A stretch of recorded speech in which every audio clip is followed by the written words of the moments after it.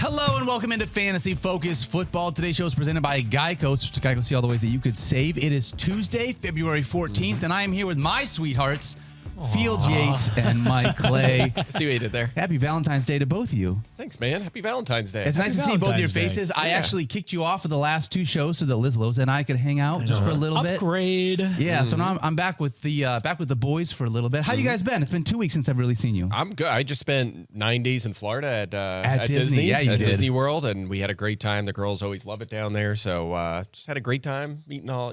Zoe loves Frozen, and got to see the Frozen show and meet Anna and Elsa and Olaf. And Wait, you got great. to meet Olaf? I did. I got to meet him. How was it? It was big time. It was great. It was great. Daniel's Did flush some new right now. rides. I love did Olaf, that guy. Yeah, you love him. Yeah. Yeah. New Guardians of the Galaxy roller coaster. Right. Did that a couple Yeah. times. So. Didn't Splash Mountain get shut down It recently? is. It is no more. It's gone. It's gonna be Did a you Tiana go ride. before? Nope. It closed like the week before we got down there. So. I saw like a water from the Splash Mountain ride was selling on eBay for like, as much as the sand from Tom Brady's retirement. I video. saw that too. By the But way, it's, have you guys ever heard the story about how, and I don't know if this is true or not, and I apologize to him, I can't imagine he listens, but to how Jim Nantz, legendary broadcaster, apparently carries around in his pocket at all times a piece of how he prefers his toast toasted. It's like, when he goes to a restaurant, especially in the mornings, obviously, and he gets toast, he's like, I want it this crispy, right? The crisp that you have on your face right now, like you are the perfect level of tan right now. Yeah. Okay, Like, is that right? you I don't got a look little- like yeah. you've been in the booth for a week. You look like you also don't look ghostly like the rest of us who live in Connecticut do around this Exactly. time of the year. It was- perfect tan for you. Well, The thank Jim you. Nantz tan. Yeah, it was a little warm down there, and I started to get a little red. The burn started to come, so Okay. I got some. Yeah. Went bought some kids lotion from the store at Art of Animation, threw it on there, and made it through the week. So I'm not on fire. No, you're not a little red, so- a But we lobster. had a good time, and by the way, I might be winding down my time on the pod because I'm just saying I went to Hoop-Dee-Doo Review. It's a fun little show they do, a dinner show for kids. And I got called up on the stage, did a lot of acting with the crew. Wow. Kind of improv acting. And Yeah. they gave me some lines and stuff to do while I was up there. So I don't know. Did you get offered be a my gig or no?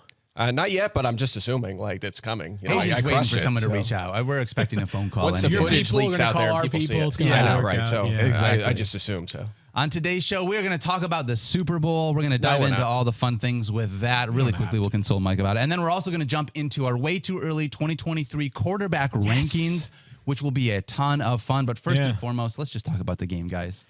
Congratulations to the Chiefs, first Yeah, of all. definitely. I'll do this part, Mike, because I'm sure this is not fun for you to discuss, but 2 in 4 years is a remarkable accomplishment. 3 appearances in 4 years is a remarkable accomplishment. This team overcame a lot in the weeks of the playoff. Obviously, their best player playing on basically one leg in Patrick Mahomes. When you have Mahomes, you have a chance. And in a year in which they traded away their probably third most valuable player, Tyreek Hill, the Chiefs found a way, and just an incredible run by them, and deserved champions. They weathered the storm in the first half and came back down by 10 at halftime, and the Chiefs found a way, which has been sort of the story of their time with Patrick Mahomes. No lead is safe against them, and clutch performances are kind of how we define a player's career, and Patrick Mahomes in the second half was 13 of 14 with 2 passing touchdowns, and probably more importantly, 30 rushing yards, including a 26-yard scamper that in some ways felt like kind of the play in which I felt like the momentum shifted directly into Kansas City's favor. Yeah, absolutely. I'm with you. Congrats to the Chiefs. You know, a lot of love for that franchise. That's kind of my, I don't know if you could say this, right? Like you have a team you love, but kind of my AFC team, right? I grew up a fan of the history of the NFL, the Dallas Texans, Hank Stram, Len Dawson, all of them. Obviously, Andy Reid had a long tenure with Philadelphia. Love him, and he's with Kansas City now. So congratulations to them for sure.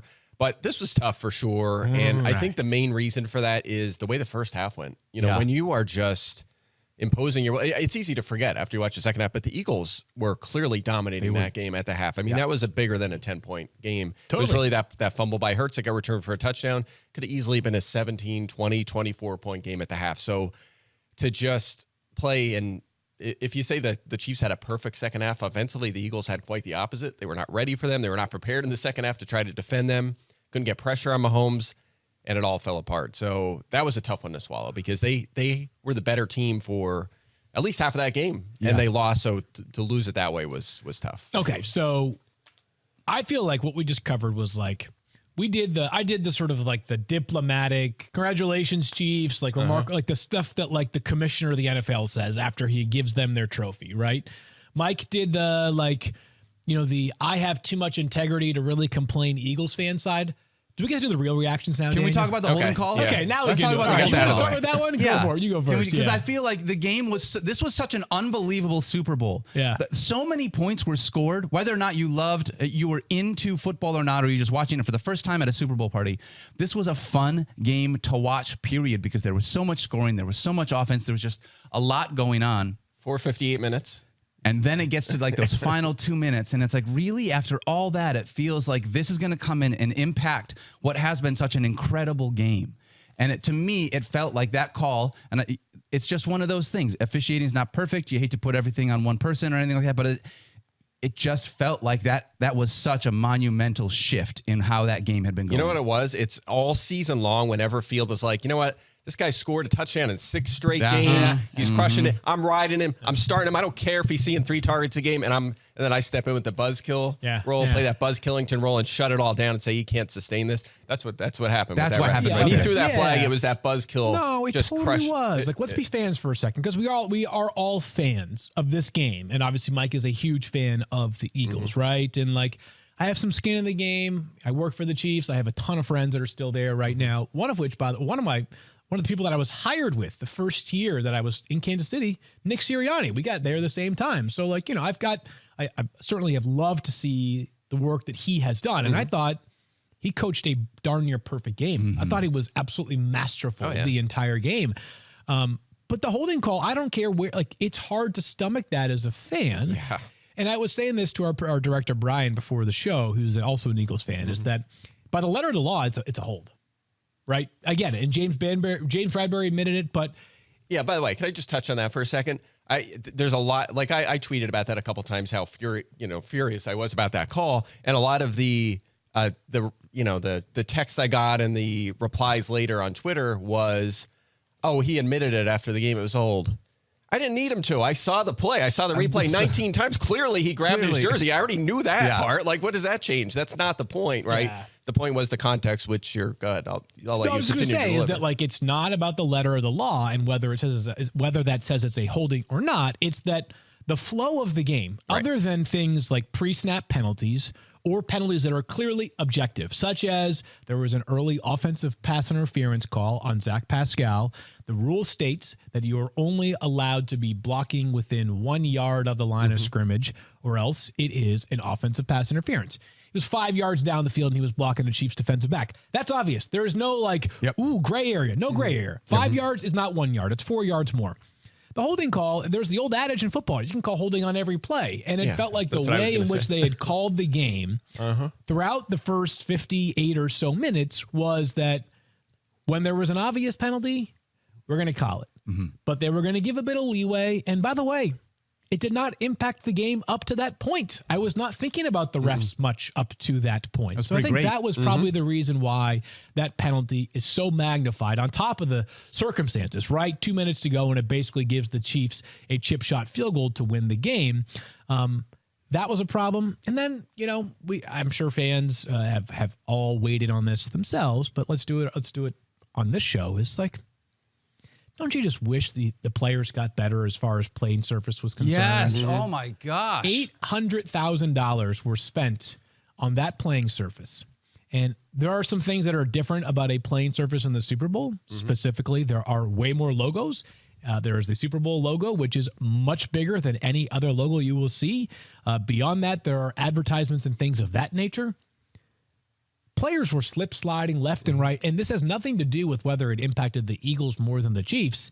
It has everything to do with the fact that they just deserve better. Yeah. Right? Like, separate and apart from the fact that it's the biggest stage of the NFL's season every year, like, these guys are playing with their health and safety on the line every single play. Unfortunately, we've learned the other side of that this year. There were no major injuries that I can think of off the top of my head that at least we know about as of yet from the Super Bowl, but like, it just takes one guy sliding the wrong way on his knee to have a serious injury, and all of a sudden we're talking about that playing surface more. I just felt like the players deserved better. Yeah, I'm with you. And what year is it? Like, this has been going on for how long now? Like, I think we're far enough along now that we should have fields kind of locked down by now. I mean, this has happened, actually, believe it or not, in NASCAR as well, with cars sliding through the grass in fields. And if it's, it's not this like new turf, they're catching the grass and flipping over, that kind of stuff. It's just like, man, it's like, what year? It's 2023. And like, this should be solved by now. The last thing that I'll say on the grass is that there are 2 stadiums that utilize the mechanism in which the field was grown for the Super Bowl. And what basically, for those that didn't see this, here's how it goes, is that field can be rolled out of the stadium every single morning. They literally roll it out at like 10 a.m., let it soak in the sun for 3 or 4 hours to get the natural sunlight, and then roll it back in, and the temperature controlled throughout the rest of the day. There's only one other stadium in the NFL that has that technology, that hardware, I guess I would call it, installed. Las Vegas Raiders Stadium, Allegiant Stadium. Where is the Super Bowl being played next year? Allegiant Stadium. So get ready for that storyline to rear itself once again in about a year. But, a remarkable game. And if we want to talk about player takeaways, Daniel, I guess we can. Like, I really quickly want to say this, and we can talk about all the good guys. I thought the Chiefs did an unbelievable job. One of the things I talked about on Tailgate leading into this is who's going to be the guy outside of Travis Kelce that the Chiefs are going to find. And, Liz's prop on Juju Smith-Schuster hit. She took the over on 3.5. He came through and was great. But finding Sky Moore and that Kadarius Toney touchdown was really nice. Being able to, like, the Eagles defense just it looked like they were confused. Yeah. It was fantastic. So being able to see those 2 guys get in the end zone. Yeah. I feel like Mahomes just did what he's been doing all year long, where it's I'm going to rely on my main guy and then spread it around to whoever it is that's open at the time. Yeah, that's going to be the formula for them going forward, at least until they find another alpha to go alongside Travis Kelce, because even though Kelce is awesome, like at some point the clock is going to strike midnight on Kelce's prime, or whatever you want to call this stage of his career right now. And while they have players that are certainly talented, this year they do not have that guy that was like an unquestioned A.J. Brown type wide receiver on their offense, and they still found a way. So Mahomes finished with 182 passing yards and 3 passing touchdowns. Yeah, we were talking about this before the game. If you just saw the box score without the touchdowns or the score, you'd be like, the Eagles won this easily. I mean, they had to have gotten a couple sacks, right? 81 yards for Kelce, 182 yards for Mahomes. You take that every day. How do you feel about Pacheco heading into next year? Like, is this kid? I mean, obviously, I would assume the Chiefs are going to continue to add pieces of this running back room, but he looked fantastic this entire playoff run. Yeah, so under contract for them, among players who are on the 53,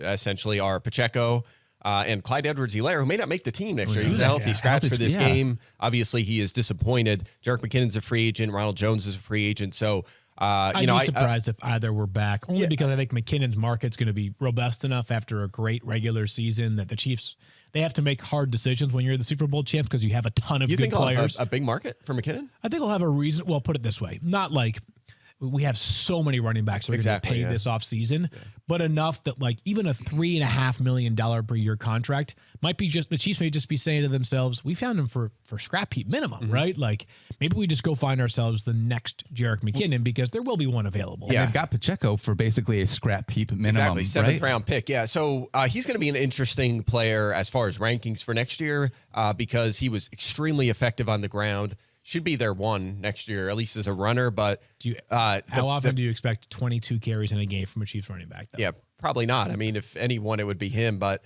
also the passing game work, right? Game work. Yeah. He had that one game where he had like 5-6 targets. Catches, otherwise, he was back to zero in this game. So he's going to be a tough one. We'll spend a lot of time on him in the offseason, obviously, but I do expect them to add some help for him for sure. Just my final thought on the game. I don't want to bog down on this too much. Patrick Mahomes, brilliant, remarkably brilliant. I feel so lucky to have the chance to watch him. Tom Brady just retired recently, and I think the only player that has any chance, and it's still so early, it's such a far way away, but when you have 2 in your first 5 seasons, the only player that we can even utter in the same breath as potentially at one point, sort of coming close to some of Tom Brady's records, and there's still a ton of work to do, to be very clear, is Patrick Mahomes. That's how special he is. But Jalen Hurts, man, you were freaking awesome. And Jalen Hurts, such a warrior, man, unbelievable leader on top of unbelievable player, and just first quarterback ever with 3 rushing touchdowns in a Super Bowl, threw the ball extremely well down the field, had an absolute seed to A.J. Brown for that long play early. Just What a year for Jalen Hurts. Couldn't be more excited for the future for him in Philadelphia. Yeah, it's rare for non-first-round quarterbacks to turn into superstars, and Hurts is that guy. Like, he is a legit star. He's going to get paid, and he should. He's great. I get a little nervous about him, including from a fantasy perspective, because of all the work he does at the goal line and between the tackles, but he is as hard a worker as they come, and he deserves it. They found a star in him, and he's going to be back, I think. So I'm with you. Deserves a lot of praise. He had an outstanding game. He had that one fumble in the first half, but he more than made up for that and added value in that game. And also a shout out for Howie Roseman, who, man, that guy gets picked on so much over the years with the Chip Kelly thing and obviously the Justin Jefferson thing. This guy right here, though, Howie Roseman, did this guy right here. This AJ Brown. He is elite. Like, no one's going to be perfect. You can't predict the future. He's going to make some mistakes. Yep. He is unbelievable. Had a great offseason. All the little things like Hassan Reddick and James Bradbury and the trade, years ago, the trade for Darius Slay. You mentioned the trade of the first for AJ Brown. Jordan Mailata at left tackle. Yep. What a home run pick that was to find a superstar left tackle like that. The guy just knows how to construct a team, and he's a cap guy too, more than an evaluator. So it's the whole team there. But I mean, what a team! They top to bottom, probably the best team in the NFL this season. I mean, they just were loaded everywhere, and they deserve to be, regardless of what the 49ers say. The Eagles deserve to be there. They were a powerhouse team, dominated teams all season long, and Howie deserves a lot of praise because what a team building effort here again by him. Yeah, and they have the 10th overall pick in the draft in the trade they made last year with the Saints, which worked out brilliantly. Everybody kind of at the time was like, what was New Orleans thinking? Now we feel even stronger about that.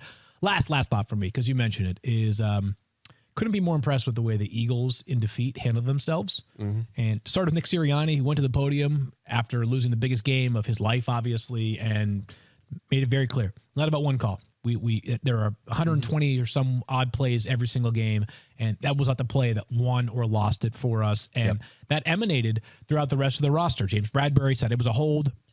Every player, Jalen Hurts, obviously, they were all remarkable. And as you said, Mike, like, I know Stefani's not here. Maybe she would defend our guys differently. But we spend 2 weeks hearing from the Eagles, from the 49ers. That team is trash, yada, yada, yada. Like, trash. Embarrassing. They almost won the Super Bowl. And by the way, I know that you're your quarterback, Cutter, but they hung 31 on you, right? Yeah. Like, what's the point? Like, what was the point of sitting there trashing them? Like, you're going to see them again next year, most likely. Yep. You're going to see them at least in a regular season game and maybe again in the postseason. And if you don't think Jalen Hurts has got that one written down, I think you are gravely mistaken. So I think there's something to be said for losing with integrity. I'm with you. I'm with you. How about Debo, even after this one, saying, see, I told you so on Bradbury? Man, you're watching the game from home. Like, he's playing in the Super Bowl, and the Eagles' perimeter defense has been elite. Weak sauce. Weak. That hurt. I like a lot of them players, a lot of respect for them, but that's not what this is about. That was a rough couple of weeks, man. I said there's a way to win and lose a class. The Chiefs won with complete. I mean, the same thing, right? They were incredibly effusive of their praise. Patrick Mahomes after the game just speaking such kind words about Jalen Hurts and everybody, right? And the respect was obvious those 2 weeks leading up to the game and after the game as well. And I just felt like that deserved a mention. I want to close this whole Super Bowl conversation out with, I had a few bets on a few things. I don't know if you guys had any props on anything. These must be all, these were all football related, I assume? Most of them were football related. Well, here's the thing. Earlier in the week, my first prop was that Field Yates would hit 1 million Twitter followers before the Super Bowl. And guess what happened? I cashed on that one. Congratulations, Field Yates. I'm coming for you now. I'm coming. And then number 2, it was first song by Rihanna. I think, Presley, do we have a clip of me calling? Let's see if we can roll that, because people don't believe it actually happened. No way this actually happened, right? No way it actually happened. I mean, it almost seems like it really happened. What about the first Rihanna song at halftime? Girl Better Have My Money. Hold on now. For those of you that are watching the live stream. Yes, I'm wearing the same shirt. So how do we know that was actually... I bought it 10 days ago. We've washed it between now and then. I just like wearing it. Presley told me. It's not about the fact that you watch. You're allowed to wear a shirt as much as you want. I just, could you have at least come into the show today like bare-chested and just... I should have, to make it look like I didn't tape that earlier on. I promise you I called that in last week. It's such a fun song. Anyways, I thought that was really fun. I mean, I went 4-0 on football props for the Super Bowl. So, I mean, I'll tell you what. The ones that matter, actually, to the people watching. All of my bets did not cash because I had Eagles in all of Eagles money line in all of them, except for one in which I listened to our friend, Earmuffs Mike Clay, Tyler Fulgham, who said, "Go with the octopus in this one." Oh yeah, that happened. Bam. The octopus pick. Yeah, I wow. put down a little bit of money on the octopus, and it came out. Octopus is obviously a player gets a touchdown, Obviously. and then also People don't know this. It's not also obvious. gets the 2-point conversion. So Jalen Hurts got a rushing touchdown, and then also got the 2-point conversion. Same play. That's 8 points. So an octopus for Jalen Hurts. Wow, nice job by you. Thank you. And Fulgham. Did you Bye, guys do Tyler. any? Did you guys do any props on Super Bowl? Yeah, I did. Did all right. 4-0. We did them on Daily Wager. Tyler gave me a hard time the whole time. Yeah. I'm just saying, I got them all, Tyler. What else is new? Just, picking up where we left off. All regular season long on fantasy football now. So There is no offseason in the feud between you and Tyler. I don't think it's all. not at It all. never Not at stops. all. My Never only ends. prop was over under 4.5 Miller Lite strength in the first half. Cash the over. Cash baby. the know over what? on that. Yeah, let's go. We love Miller Lite. I did not drink at all during the Super Bowl. I just tried to keep an even ahead for this one. It was the Eagles. I just wanted to be fully focused. So Yeah, I did not, believe it or not. that's I was fully incredible. focused too. I got pizza and wings, and There you go. that was enough. That's the way to do it. Well, we are going to talk a little bit about Mike Clay's way too early quarterback rankings now that the Super Bowl has passed us by. But first, Field, in honor of our Super Bowl friends, why don't you kick us off with a live read? Okay, if Oh, I in would, fact, if I had it. I'll but tell you can what, take maybe it. Mike Clay will do it. I'll tell you that. This one? Yeah, do that one. Okay. All right. Speaking of. We're at it. We are just so out of I form thought I right said now. Field because you're the one that brought it up. Michael's he's slow played it. All right. Well, speaking of Miller Lite, from holiday gatherings and office parties to fireside conversations and Championship Sundays, winter means more moments with the coolest people in your life. Make these moments even better with Miller Lite, the great tasting light beer for people who love beer. A new year is the perfect time for friends, family, and a great tasting light beer. It's Miller time. Dependable flavor means your beer tastes like beer. Since 1975, Miller Lite has been the beer with taste you can depend on. No games, no gimmicks, just great beer for people who like beer. The right balance between taste and lightness means you get to spend more time drinking with friends and less time thinking about what you're drinking. Because when you're having a great time, you'll reach for a beer that's reliable. Miller Lite, great taste, 96 calories. Go to MillerLite.com/FFF to find delivery options near you, or you can pick up some Miller Lite pretty much anywhere they sell beer. It's Miller time. Celebrate responsibly. Miller Brewing Company, Milwaukee, Wisconsin, 96 calories and 3.2 carbs for 12 ounces. Geico asks, how would you love a chance to save some money on insurance? I would. Of course you would. And when it comes to great rates on insurance, Geico can help. Like with insurance for your car, truck, motorcycle, boat, and RV, even help with your homeowners or renters coverage.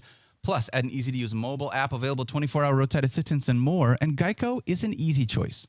Switch today and see all the ways that you can save. It's easy. Simply go to geico.com or contact your local agent today. All right. All right, we're going to dive into Mike Clay's way too early 2023 quarterback rankings. We're going to talk about actually, I'm really interested in this because the two quarterbacks that we had, I think you can make a case for any one of them, either Jalen Hurts or Patrick Mahomes for that top spot. Before we get into a couple other entrants. or Josh Allen, of yeah. course. I'm just saying. I'm just talking about the Super Bowl. Yeah. Before right, I jump into that, though, Philosophically, Mike could argue be different on this part. I'm pumped about that. I'm excited to talk about some of these differences. Yeah. What is not listed in here are any of the rookie quarterbacks, obviously. And if you have not heard or watched any college football, Phil Yates, you're doing a podcast every single week, every Wednesday at 1 p.m. with Mel Kiper Jr. and Todd McShay. It's great. There are 4 quarterbacks that could go inside the top 10 this year. Yeah, there are. Bryce Young, this is no particular order, but Bryce Young, CJ Stroud, Will Levis, and also Anthony Richardson. I had the chance to spend some time out in Arizona with both Bryce Young and Will Levis. And I'm not making this observation as far as like what their football skill set is or is not, but I'm just like still blown away by the contrast in physical stature. Bryce Young is my size. Yeah. Will Levis is 6'5", 230 pounds. Will Levis, by the way, local guy. He's from Middletown, Connecticut. I went to Wesleyan. He played high school ball right like there. It's like a minute away from Wesleyan campus. So I love to see his success both here at Kentucky and I'm sure at the NFL level eventually as well. We couldn't quite get him to commit to Wesleyan. He chose Penn State first, and then he transferred to Kentucky. But he'll always have a piece of Central Connecticut in his heart. But both incredibly impressive young men. It'll be a great couple of months ahead for the pre-draft process. But all 4 of them, I think, have a real chance to be drafted somewhere in the first round. Richardson's probably the most interesting prospect out of those four. He might be one of those quarterbacks that needs a redshirt year. It was a tough year for him this year at Florida. But if you did like a YouTube video and it was like top 10 plays from each of them in college and just ranked them based off of that, Richardson's off the charts. His upside His sizzle reel is crazy. It's absurd. I don't even know who to compare it to because it's phenomenal. If he hits his ceiling, he might he has MVP upside in any league he plays in. He's just that talented. Yeah. I just started working on that, combine draft prep, and I think he has 13 career starts. Yeah. Right. So absurd. you just see guys like that. It's just, I think it was like Mitch Trubisky was kind of in a similar. Davis Mills, Mitch Trubisky, the only two that are kind of close that have been drafted in the first 3 rounds. Not great Right. comps. Right. So, No. So crazy upside. Yeah, absolutely. But I'm with you. I think probably a year on the bench or a half a year on the bench, that kind of thing. But if Detroit or Seattle wanted to take the long view with their premium picks they have from other teams, and say, hey, Gino's the guy for now, but 2 years from now we can hand the keys off to Anthony Richardson. That to me would be the perfect sort of dynamic for him, because I think if you send him to Indianapolis at pick 4 and you need him to start right away, for a team that wants to win next year, might be a tougher transition, in my opinion. I'm with you. And by the way, you kind of touched on it because there's none in our top 12. Rookie quarterbacks rarely fantasy starters, right? That's unless they're running a lot. That's pretty much the only path to it. Which some of these guys can, right? It's possible. We'll see where they end up. Maybe these are late round flyers and super flex options, most likely the guys we're talking about. But obviously, we'll do a lot of talk with those guys as draft prep rolls on. And just like Mike is doing his draft prep, like I said, go and check out First Draft every Wednesday at 1 p.m. on YouTube, everywhere on video, and then you can listen to it everywhere you listen to podcasts. All right, Mike, let's just jump in. Let's start with the top 12. Do you mind? Okay. Let's work our way backwards. The only philosophical thing I want to mention is just that I know Mike is going to continue to be patient with quarterbacks in the draft. I'm a little bit more of a sucker for recency bias, and when I identify as we get through the offseason, when I kind of identify that top tier, I might be more prone than ever to spend a higher pick on a quarterback than I have been in recent years, just because of the scar tissue from this season. Agreed. Just the idea that I might wait and I'm going to get myself a Dak Prescott. I'll get him in round 12. If Dak just falls off a cliff this year, or is like what he was this year, which was okay, but certainly not perfect, right? Then it's like, wait, hold on. I could have just taken, Josh Allen in the 3rd round. And I get that I'm bypassing a wide receiver, but last year what we saw where there were far more wide receivers to break through than there were quarterbacks to break through until we got the Justin Fields and to a degree Trevor Lawrence. Yeah, Trevor Lawrence breakout as well. But anyways, I will be more likely to draft a quarterback early. That's just going to be how I think I construct my roster next season. Yeah, I'm with you. I think it's easy to say, well, look at Mahomes and Allen were great again, and if you reach on them, that would have paid off. That's true, but my counter is, you could have waited a little longer for Jalen Hurts, and there was Trevor Lawrence broke out, and Geno Smith was the top 5 quarterback, and Justin Fields was the best quarterback in fantasy for 2 months, and Tua Tagovailoa was really good early. But those weren't the guys we were talking about when we were saying to wait. The players that we were telling you could wait that on. Could work, though. That worked. I know. That was a viable strategy. But the players that we identified as all right, I'm going to wait until the 12th round and get myself a Russell Wilson last year. Stafford. Or a Matthew Stafford. No, Aaron Rodgers. Depreciated value because of the Devontae Adams trade. That didn't work out for you. So I just think that there's that there were far more questions than answers last year at quarterback, which is why I will probably act nervously. If you waited on quarterback and took all the guys that I didn't suggest, you would have done well. Right? But the guys that I suggested you wait late on, we missed on. But there were guys like Lawrence and Fields and Tua who were going late, who you should have. If you took one of them veteran guys like a Rodgers, you were probably more likely to take a shot at one of those young guys. And if you did, you probably ended up okay. My only point is this. I'm not even saying you're wrong. I think if you take Josh Allen and what are you thinking, round 2? I was thinking round 3 is kind of the round 3. Talking about this I think you're fine. And I'm not going to push back. I think that's a viable strategy, but you can do it other ways. So I see so many people saying I'm doing it. I'm just taking an early quarterback. I don't care. Yep. You can win other ways. And by the way, as we're going to get to here, you're going to kind of understand why, because you're going to see guys in this 6 through 10 range who you're pretty good. A lot of upside. Pretty darn good. There's a lot of once these guys are healthy, there's a lot of good options here. So anyway, we'll dive in. Let's dive in. I see 3 fringe guys here. One of them is outside the top 12, and then I think 12 and 11 are really interesting conversations. All right, so let's get to it then, shall we? Do we do like a reveal? Yeah, a little bit of a reveal. Let's start at 12 though. Let's start at 12. And 12, I think, Mike, do you want to kick this one off? Yeah, sure. So maybe a little controversial here, but I'm buying in a little bit on Tua Tagovailoa. So I have him at 12 here. Had a really good season when he was on the field. We hope he gets fully healthy. Obviously, he dealt with the concussion issues. We want him to get back to 100% this offseason to be on the field. That's obviously our expectation right now. But look, he did really good. 25 touchdowns, 8 picks, led the NFL in yards per pass attempt.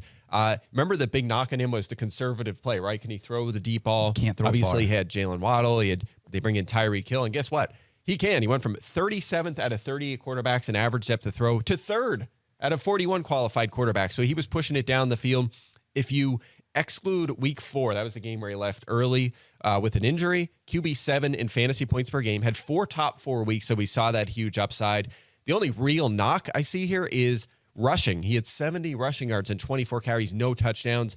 That's going to be a little bit of a limiting factor for me. Otherwise, I think there's going to be a lot of passing upside. Hill will be back. Waddle will be there. We'll see what else they add around him. But I'm still excited for him. I think he's going to be a borderline QB1 again next year. I really have no counter for that other than we'll continue to monitor how he handles or how the concussion protocol unfolds. And I know that those are difficult things to predict, and Stefania has much more informed opinions on these things, but obviously it's very scary to think that if he suffers another concussion next year, could that result in a prolonged absence? Stefania has cautioned us against making such conclusions, but I think everybody everybody's got the human aspect in mind, right? You can't not think about that with Tua, unfortunately. Of course. So, all right. So, by the way, I think we should mention this, right? He makes a cut at 12 here. We'll go to more, but guys who he beat out for the top 12 spot. Do you want to do this now? Let's start at 17. Yeah, Russell Wilson, Aaron Rodgers, Trey Lance. I'm fine with that. I have Trey Lance in there for now. We'll see how that plays out. Yeah. He'll probably drop if Purdy's the starter or if he doesn't get traded. Kirk Cousins, and then 13 was Daniel Jones. So I picked 2 over all those guys. I might like Daniel Jones more than I might like Tua, but it's early on. Yeah, and if Daniel Jones, if they draft a first-round wide receiver and sign someone in free agency, then all of a sudden his stock will go up. But if they don't, or if they let Saquon Barkley walk in free agency and the offensive line gets work, whatever. There are various ways in which all of these players' rankings and their value could change over the next 5 months. Okay, so you got Tua at 12. Who do you got at 11, Mike? All right, 11. We're going with Dak Prescott, who you talked about earlier. Rough season. I mean, in a lot of ways. The more I looked at him, I think late in the year I spent a lot of time talking about, well, they're scoring all these rushing touchdowns, and the more I looked at that last night when I was looking over Dak for this season, I'm like, really wasn't that. That wasn't really the main issue. Only 2 weekly finishes better than QB8. 15th or worse 6 out of his 12 games. So he hurt you a lot if you started him. He didn't have many big weeks. He missed 5 games. He led the NFL in interceptions. Yeah. I don't think many people. He was number 1 in interceptions last season. Cowboys fans are very aware of that. Yeah. That's only because I think Matthew Stafford got hurt, right? Yeah, that's right. But speaking of Stafford pocket quarterbacks, his rushing is trending down too. That's another thing that's been problematic for Prescott, including this season when he was back to full health. On the plus side, 9th in pass attempts in 2021. 8th this season when he was on the field. Yep. And now Kellen Moore's out. Mike McCarthy comes in. They called pass 55% of the time this season. If you look at the last 8 seasons, McCarthy was calling plays up there in Green Bay, 65%. That is a massive difference. If they start to lean a little bit more toward the pass, that could help Prescott out as well. So a couple red flags here, but we've seen high-end production from Prescott in the past. Should be a lot of passing with a fast-paced McCarthy offense, so I'm at least optimistic he'll be back in QB1. Anything can happen, but it's going to be tough for them to keep both Zeke Elliott and Tony Pollard, at least if they don't cut other players. So if one of them moves on, it just stands to reason that the potent running attack won't be nearly as potent. And really quickly, and I know we've had this conversation, and it's not for right now, but you say they can't keep both of them, but I thought they basically can't move on from Ezekiel Elliott. So they need him to. They could do what's called a post June 1 designation. Okay, so with and then they Elliott split the cap, they don't get that cap relief until June 2nd. So that would be the kind of money you would allot towards signing your draft class and in-season roster management and things of that nature. But it's going to hurt either way. If they move on from him, whether it's a post-June 1 designation or not, but if they keep him, Daniel, it might mean that they can't allocate 4 years and $48 million or whatever it's going to cost to keep Tony Pollard. Yeah. A lot can change, obviously, but won't be easy. Yeah, by the way, another thing on Dak really quick, needs some more help too. Like the inconsistencies at receiver were brutal this season. Past CeeDee Lamb, Dalton Schultz is a free agent. I suspect they'll bring him back, but they need another reliable receiver. Michael Gallup just all over the map. Will they have money to bring him back? How much money is Dalton Schultz going to command? What's the tight end market? He'll get paid, but I think it's they'll 4 find ways years, to keep him. $54 million, not a penny less.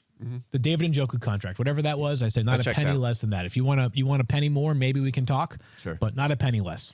He's a more accomplished player than David Njoku was. Maybe Njoku is a better athlete, et cetera, et cetera. But at this juncture of his career, I think he's a more accomplished player. Schultz and Hawkinson are both free agents this year, aren't they? Hawkinson has one more Hawkinson. year. Does he have He's one more year? playing on a 5th-year option next year. Oh, that's Yep. right. That's Yep. right. All right. Here's where it gets interesting. I'm totally with you, Field. Breaking into the top 10, Mike Clay. Yeah, we'll see how you guys feel about this. So I'm going to Deshaun Watson here. Top 8 scorer in his final 2 games. So he had that really slow start, and the efficiency was terrible. 58% completion rate, 6.5 yards per attempt. He had 170 passes. It was brutal, but he did start to pick it up late in the season. But there are a couple reasons why there's some optimism here. He was a top 5 quarterback the 3 seasons prior to missing 2021. No lower than 6th in rushing yards a quarterback in those 3 seasons. And the question is, did that continue this year? And the answer is yes. He was 4th during his 6 active weeks. So he's still running the ball a lot, and that's going to give him a much higher floor in fantasy. And remember, the last full season he played, he led the NFL in passing yards. He led it in yards per attempt. He had 33 touchdowns and 7 interceptions. We know the talent level is there. We know he can add value with his legs. A full season with this team, and they're going to probably add some more help this offseason. Yep. I'm optimistic he bounces back. So I'm maybe it's a little bit bold here, but I think Watson has that top 3 upside, and I'm willing to take a shot here at QB10. Fully expect them to go shopping for a wide receiver this offseason to play opposite of Amari Cooper. That will happen. It's more of a matter of when, not if, in my opinion. But it's the trickiest evaluation of any of the quarterbacks that you have discussed so far. And I think any of the remaining players in your top 12, I don't have a perfect answer. I have gone back and watched Deshaun Watson's games so far from Cleveland in his, 6 starts. There are certainly some things that I could see improving with context and repetitions and stuff like that.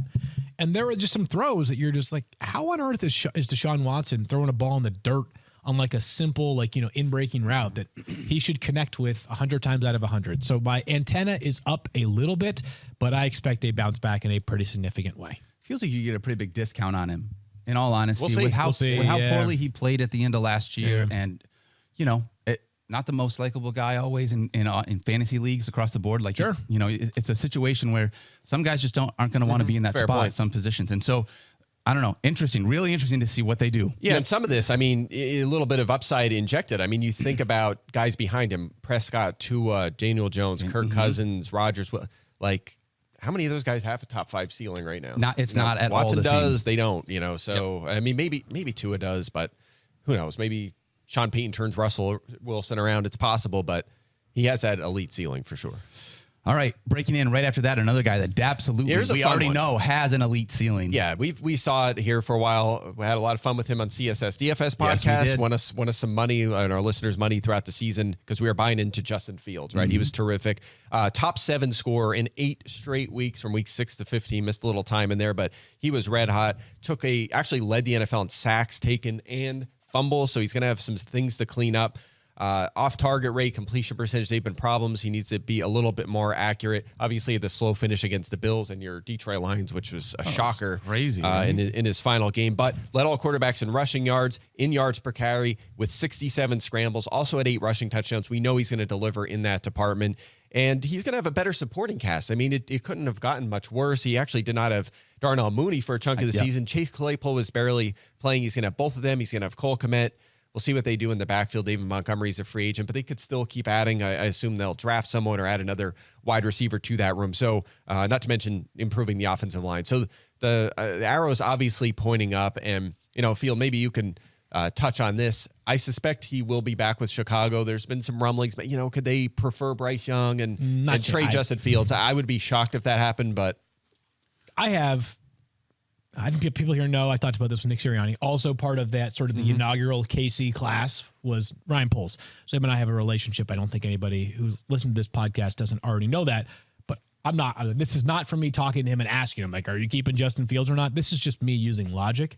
First of all, Justin Fields, as much as a quarterback every year could become greater than a prior quarterback because we don't have proof of concept, Justin Fields, what his floor is already, right? If this is what he is in year 2, imagine what he could be with more improved pieces around him, more experience, like just getting better and better with age. He's like, what, 22-year-old quarterback, like, or 23-year-old quarterback? Like, I'm expecting Justin Fields to continue to grow tremendously as a player. And then more than anything, I've talked about this a ton, is that, like, the Bears just spent the entire year working to instill a culture. And they made a couple of veteran trades that were logical when Robert Quinn is 33 years old or whatever, and when Roquan Smith won't accept a deal to stay there long term. Oh, by the way, do you really want to be paying off-ball linebackers at the top of the market? Or look at the two teams in the Super Bowl. How much do they pay their linebackers? The answer is pennies relative to the rest of their roster. So Justin Fields is a much different category than Robert Quinn and also Roquan Smith. But trading Justin Fields away after all the work you just spent this year to kind of establish what you had, to me, would be like, that would just be asking for it from your locker room. 100%. Your locker room would turn on you the minute that happened. That's my opinion. I don't think it would matter if you did that, and they might turn on you short term, but if Bryce Young turns out to be better, then it would be fine. It's kind of like Arizona. I mean, again, not the exact same circumstances. They moved on from Josh Rosen, brought in Kyle. Like, we've seen it done before, is my point, and obviously that worked out for them. But he's the guy, though. He is the guy in Chicago. Like, I don't know that Josh Rosen has nearly the leadership qualities that's where I was that going Justin with Fields does. That's where I'm going with it. Like, he is somewhat established as a good player and potentially a great player. So it makes sense to stick. I'm not buying it. I would be surprised. I have no idea. I'd be surprised, though. I don't know if you mentioned this or not, but he was not just the number one rushing quarterback, but he was the 7th overall, like, top rusher in the league. Ridiculous. 1,100 rushing yards, more than Christian McCaffrey. It's Second only most ever by a quarterback in a season. Unreal. Averaging 76 yards per game on the ground is like almost two passing touchdowns from everything that he does there. Yeah, Unreal what he does with his legs. He's kind of on that Jalen Hurts trajectory so far.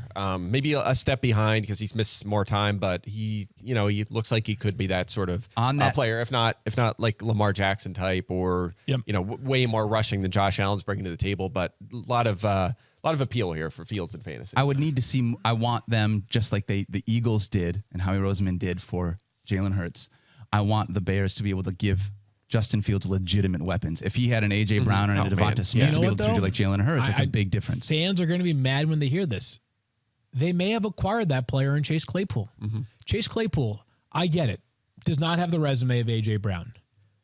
His rookie year, we were talking about Chase Claypool as potentially the next great NFL wide receiver. His skill set is absurd. He can be really good. Now, they got to get things, they have to actually turn that into production. Yep. But I think the best version of Chase Claypool is a legit number one wide receiver in the NFL. And I just, you can't afford to just go and pay a second. Like, they just traded the 32nd pick for Chase Claypool. I'm not getting my hopes up to be like, oh yeah, here's, like DeAndre Hopkins. I think the age is just different than the time frame. But even if like people have been mentioning, and I do not believe this is the case. But if Cincinnati were to ever entertain a T. Higgins offer, like, what are they going to trade for him? The first overall? You can't do that. Yeah. Cincinnati will not take, they're not going to be like, oh, we'll take a future first. They need help. If Cincinnati's going to ever trade T. Higgins, they would need to get back things that could help them right away to replace T. Higgins. So I think that it's Chase Claypool. Maybe it's a free agent or a couple free agents, and then it's the draft. That's where you find players that can be cost controlled and so beneficial going forward. All right, let's keep moving forward, Mike. Right after Justin Fields, you've got Kyler Murray. Yeah, this is a fun one, right? So, again, he had the torn ACL. Obviously, things fell apart in Arizona, but he was good from a fantasy perspective this season, probably a little under the radar, QB6 in fantasy points per game through week 13, tore his ACL in week 14. I'll touch more on that in a second, but the efficiency for him really plummeted. Yards per completion, yards per attempt, average depth of throw, near the bottom of the NFL, all easily career lows. That all plummeted, but still he ran the ball a lot. Top 5 in carries, rushing yards, and rushing touchdowns in his first 3 seasons. Was top 10 in all 3 of those this year, and that was even with that missed time, only 11 games. But there's 2 big things here. First of all, a coaching change.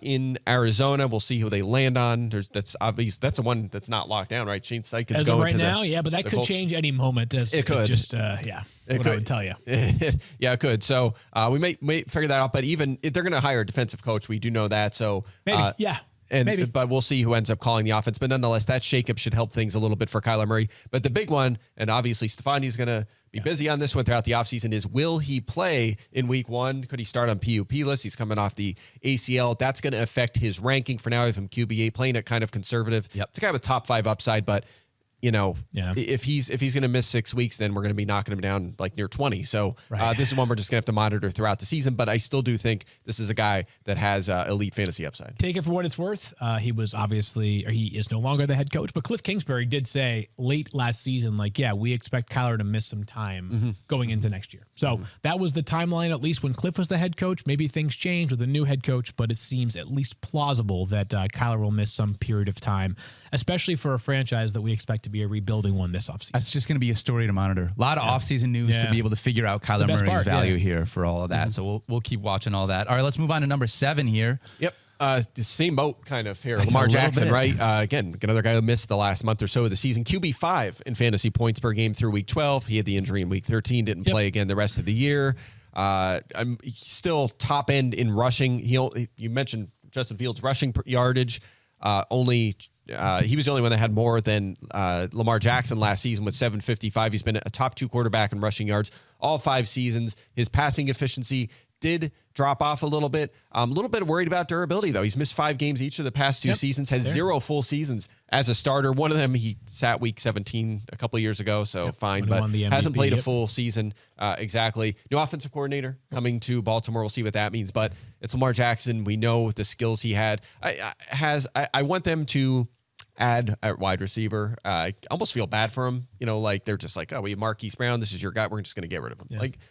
Let's add a alpha number 1 receiver to go along with Rashad Bateman and Mark Andrews and let the guy have a chance to throw the football here. Just wasn't a good plan this year, but Lamar Jackson's still optimistic. Elephant in the room is, of course, whether he's with the Ravens or not. Certainly seems like he is bound for the franchise tag at minimum. Yes. But we will see. It is perhaps the story that could define the NFL offseason because they haven't gotten a deal done up to this point, and he's now reached the point where he controls his fate on a year-by-year basis. From the outside, I feel like the Ravens were sort of weird with the idea that everything that happened with Lamar, right? Lamar getting hurt and then the whole end of the season.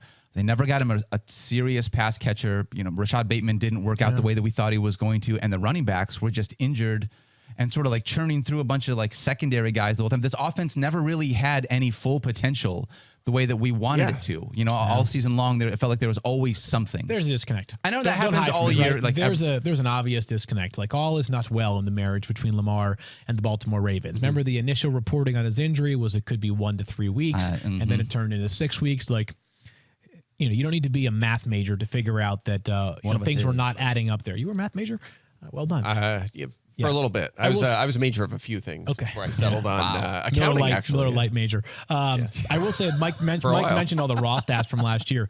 43% of Lamar's production came in the first 3 games. So it was an imbalanced season last year, even when he was healthy. 43%. Well, remember he had the 6 touchdown game, and the game against Miami where I guess Tua had 6 touchdowns. But Lamar was equally brilliant from a fantasy perspective. So the consistency was not where you want it to be, but it's hard. I mean, he's the best running quarterback ever, by far, and that builds in a floor that is just absurdly valuable. All right.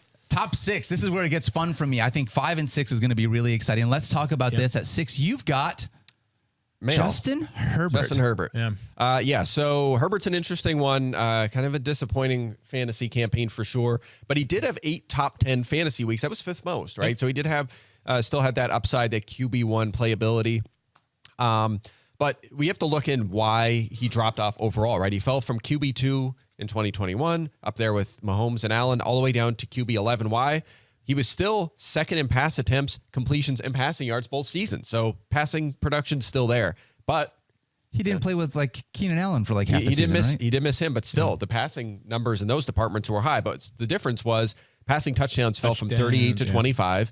And he had more than 2 passing touchdowns in one of his final 16 games. After that injury early in the season against the Chiefs, the passing touchdowns were not there. And also rushing. He fell from 302 yards and 3 touchdowns to 147 yards and 0 touchdowns, which again, you might think maybe that is health related, but that started even in weeks 1 and 2 when he had 5 total rushing yards, and then he got healthier late in the year and still was not running.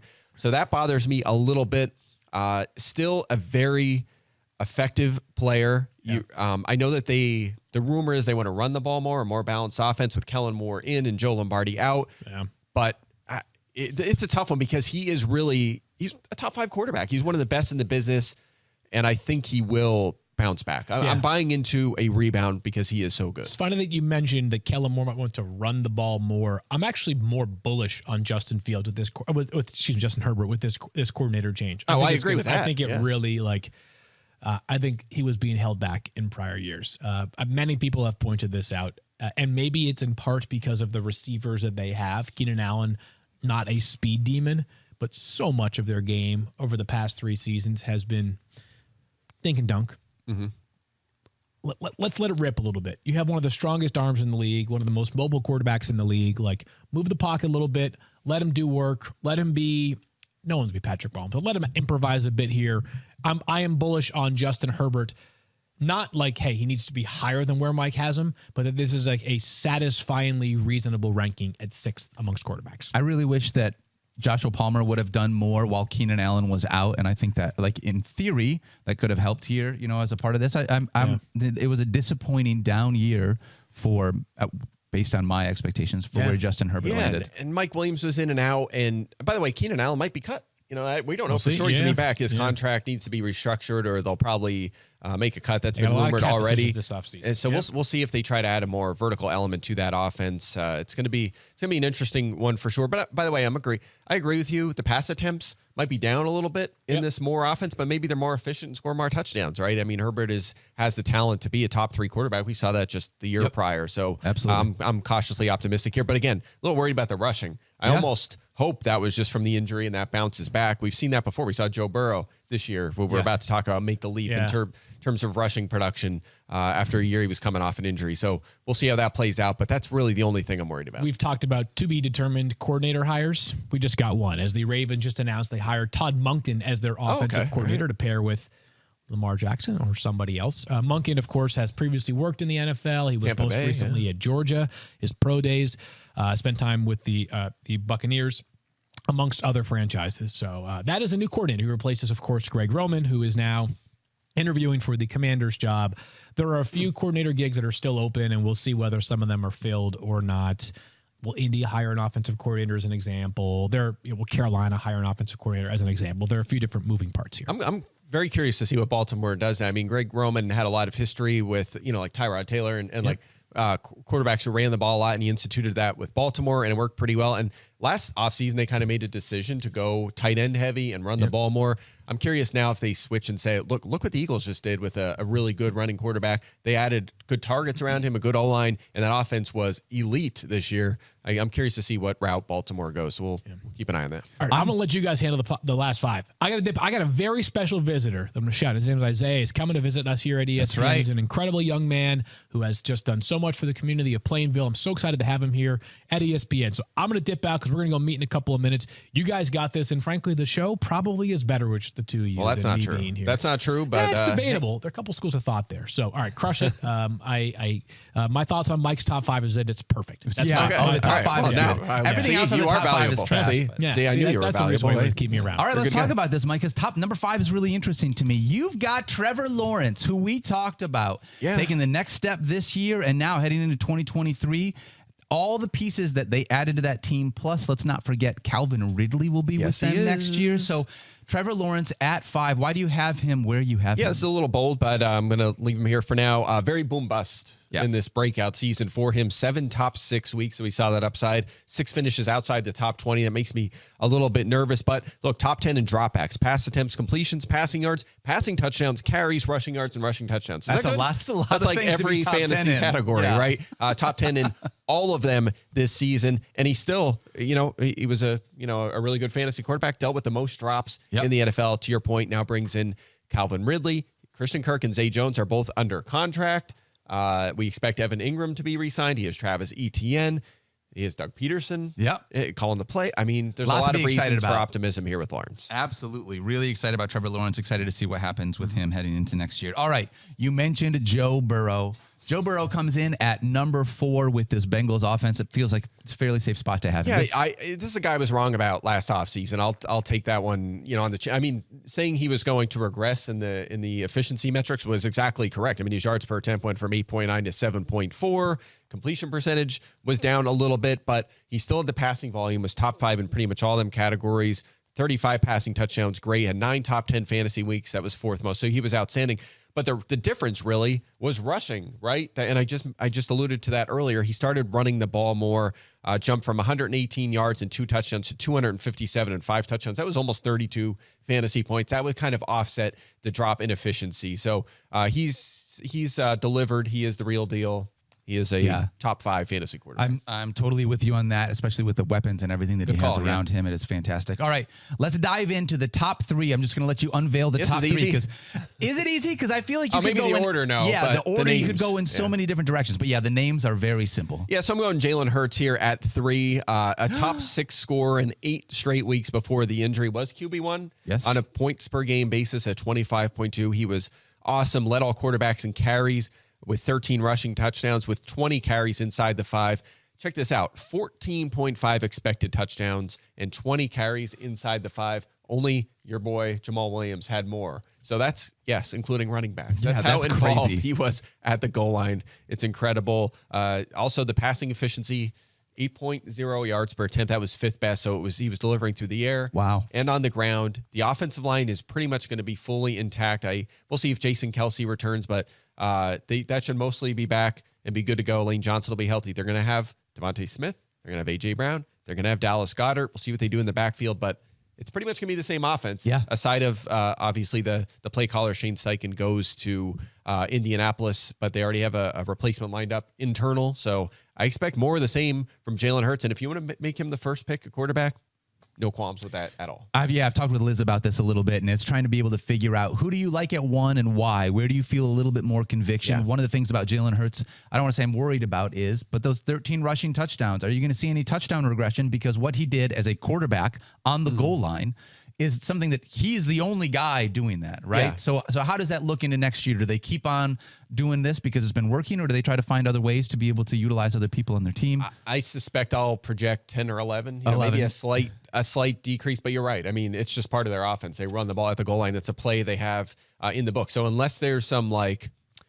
rule change at the owners' meetings where they disallow that play where everyone just pushes the guy in the end zone, unless that happens, I see no reason why they wouldn't do that all next season. Yep. All right. Well, then that leaves us with Josh Allen and Patrick Mahomes as the last 2.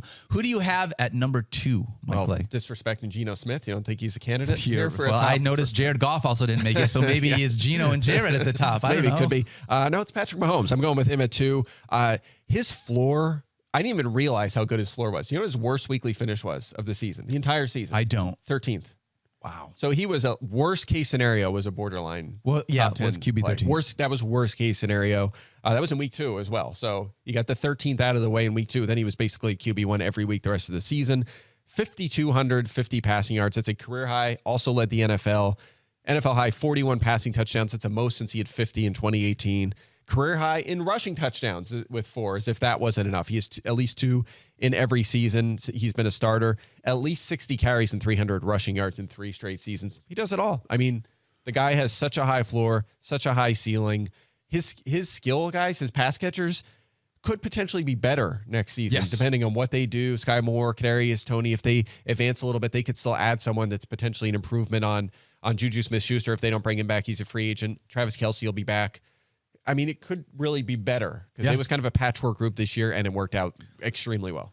It feels like, and again, I said this to Liz last episode, it feels like the floor for Patrick Mahomes, I'm expecting 5,000 yards and 40 touchdowns basically every single year for the rest of his career because we've just seen it. So young, within the early stages of his career, he's had such success and been so fantastic in a pass-happy league that just feels, and I know it's unfair to be able to say that's at the floor, but 5,000 yards and 40 touchdowns is every single year feels like, Mahomes should be able to get there. No doubt about it. He's at that point in his career right now where kind of like Peyton Manning, Tom Brady, Aaron Rodgers, where it didn't necessarily matter if it was, Austin Collie or Reggie Wayne. Like the supporting cast wasn't, they go like Peyton Manning would go from like Dallas Clark to Jacob Tamme, it didn't really matter. They were at their peak, and the skill guys around them didn't matter. They were still going to put up their numbers, right? So I feel like that with Mahomes, and he proved that this season, right? Going from Tyreek Hill to the patchwork group. and it worked out great. So no doubt about it. You take him, you're just going to feel good about quarterback each and every week. 100%. And then the last one, that means that you've got Josh Allen as still QB1. I do. I have him number one, 13 top 10 fantasy weeks. That tied Patrick Mahomes for most in one less game. So he actually, he sat out a game, still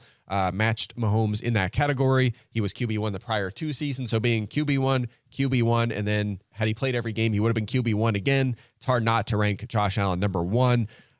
Big dip, by the way. And what? Good. I was just going to say, he was QB1. I mean, what did he finish as this year? 2.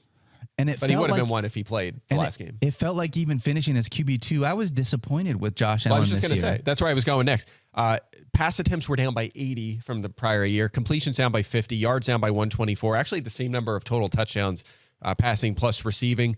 But his yards per pass attempt went up. Like I talked about that a little last offseason. His efficiency was down quite a bit. 6.8 YPA in 2021 was like a bit of a red flag. That kind of bounced back. Dealt with actually the most drops. The Bills had the most drops in the NFL this past season. Still overcame all of that. His rushing lines the last 2 years almost exactly the same. You look at carries, yardage, touchdowns, almost exactly the same numbers. So he's just doing a lot with his legs on top of all that passing volume. He's never finished lower than 4th at quarterback in carries, 3rd in rushing touchdowns, or 2nd in expected touchdowns, exactly 2nd in carries inside the 5. Every season he has been a starter. He does it all. He's such a high floor because of his rushing ability, and they love to throw the football. And again, I mentioned this with Mahomes. His skill guys should be better next season, right? They had some serious problems and inconsistencies to the point that they called Cole Beasley out of retirement and had him out there running routes for them. But you're going to have Stephon Diggs, and then I think they tried to improve around him. Obviously, it didn't work out with Jamison Crowder. Isaiah McKenzie was fine. Gabriel Davis was a disappointment. Dawson Knox disappeared for months to start the season. Yep. That's going to change this year. I think they'll address that and get him some better targets, and that should just help things. We got any post-sleeper hype on Gabe Davis? If he falls a little bit, and we'll see where he ends up. One of the bigger shocks, he just was in perfect position. That shows you how hard fantasy is, right? Dude. Perfect position for a breakout. It should have been easy, and it just didn't happen. You tell me that Josh Allen finishes as QB2 again after what I saw Gabe Davis do the final 4 games of last year, and it's like, oh man, I'm just in my head. Man, he's got to be a part of that offense. Him and Stephon Diggs must be doing it, but it just did not work out this year. Really great list, Mike Clay. Is there some place if people wanted to read this list that they could go online and read a bunch of stuff about it? That's a good question. My rankings are on the site, so you can check them over. Go check out the rankings. Check them out for free over at ESPN.com, and more content to come, obviously. It's free agency. It's going to shake things up. We'll keep updating these throughout the offseason. We'll get our consensus ranks up on the site as well.